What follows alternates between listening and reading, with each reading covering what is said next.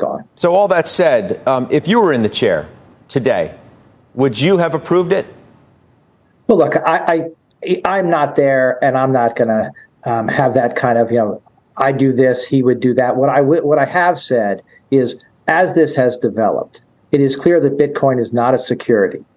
It is clear that Bitcoin is something that retail investors want access to, that institutional investors want access to. And importantly, some of our most trusted providers who are fiduciaries or have duties of best interest want to provide this product to the retail public. So I think, as Anthony said, an approval isn't inevitable. The dichotomy between a futures product and a cash product can't go on forever. And so I think that's the path we're on.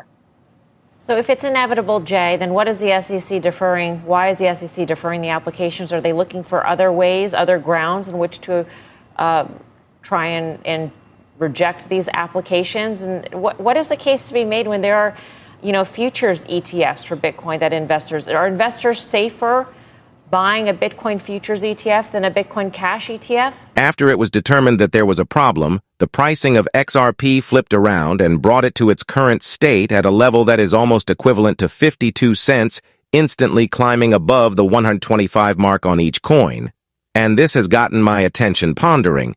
The fact that despite the fact that general agreement that XRP will continue to rise in value, an important error that occurred on August 12, 2022, allowed approximately $2.6 trillion to be transferred XRP, that such claim because it led to an increase in XRP value, more than $2.6 trillion that are currently in circulation was first and anticipated as a direct consequence of the current market price of the XRP, which is almost certainly going to go up.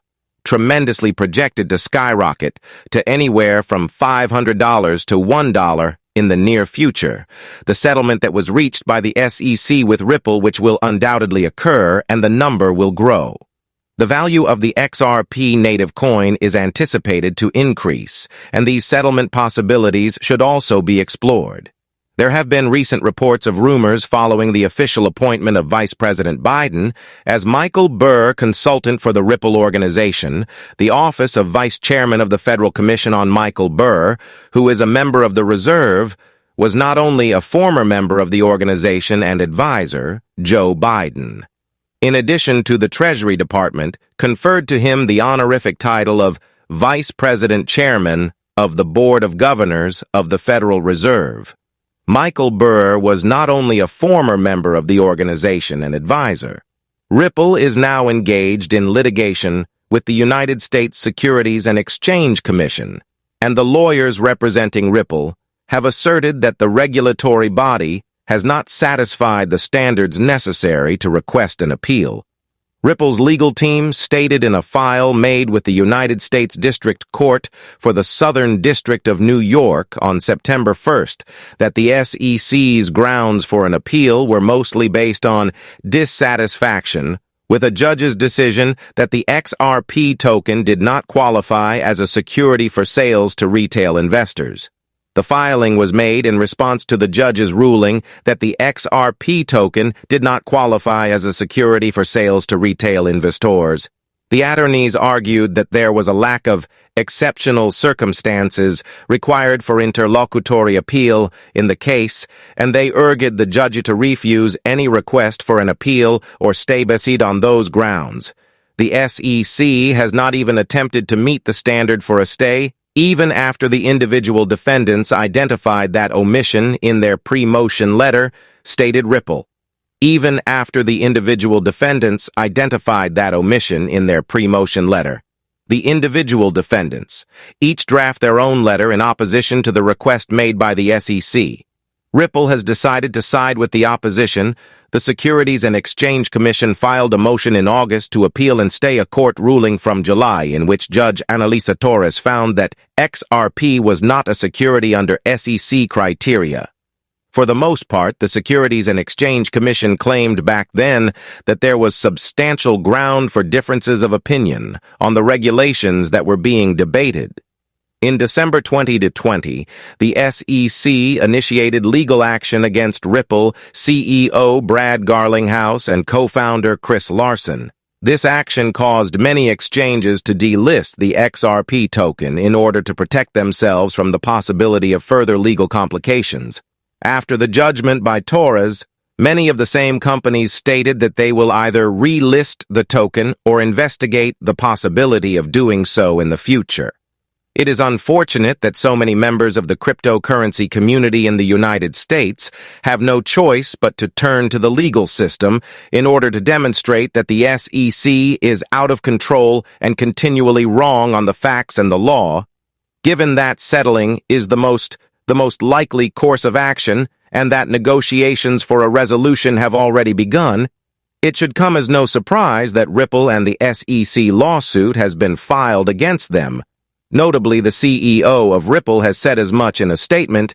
It has been expected of us to have the other party make a settlement offer. John Deaton has laid out the probable steps that Ripple and the United States Securities and Exchange Commission might take if they decide for a settlement, amid ongoing speculation about a possible resolution between the two parties. An important ongoing case. Coinbase versus SEC was mentioned by attorney Deaton as a possible reason influencing a settlement between the two parties. He elaborated that the exchange's petition to dismiss would mean that token sales on the exchange are not subject to U.S. securities laws, while the crypto staking portion is still part of the legal procedures even if the exchange's motion to dismiss is granted. Should the motion to dismiss be approved, the SEC's ability to pursue an appeal would be considerably constrained, making a settlement a logical option. The only way Ripple and the SEC could settle before the end of the year is if Judge Fila grants the Coinbase motion to dismiss or partially grants it. This would mean finding that token sales on an exchange in a blind bid-ask transaction do not fall under U.S. securities laws. Deaton made it clear that even if such a circumstance allowed for the submission of an appeal, the agency's authority would still be reduced. Ripple stated in a document that was submitted on September 1, 2023, that the summary judgment did not address the legal ground that was being used for the interlocutory appeal. Their resistance was based on the premise that the agency had deviated from the recognized legal perspective, particularly in regard to the application of the Howey test to XRP token sales. This was the foundation of their opposition.